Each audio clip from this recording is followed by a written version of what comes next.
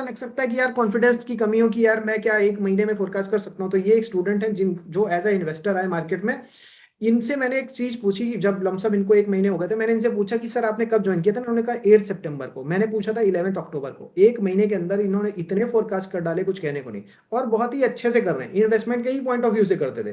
तो अगर ये 1 महीने के अंदर इतने सारे फोरकास्ट कर सकते हैं, और ये सोचिए बिगिनर है, बिगिनर लेवल का बंदा 1 महीने के अंदर बहुत सारे फोरकास्ट कर सकता है, बहुत अच्छे लेवल पे आ सकता है जस्ट 1 महीने में।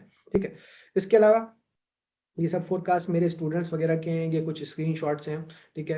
अब ये पिछले वेबिनार का एक स्क्रीनशॉट है, मेरे टीम मेंबर ने लिया था। यहाँ पे ही सेइंग कि बहुत अच्छा फील हुआ, आपने वेबिनार को देख के नॉलेज स्किल मिला, गुड जॉब। वो तो आप भी अब तक समझ ही गए होगे। ठीक है। यहाँ पे कुछ तो मैंने रिलायंस का फोरकास्ट किया था, वहां पे रिलायंस 15 के डन भाई, और रुचिर भाई जीसीडी रॉक्स, ऐसे कर करके कमेंट्स आ रहे हैं। ठीक है। इमोजीज बना रहे हैं सब।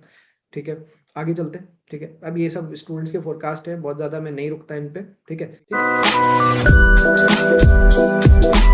है।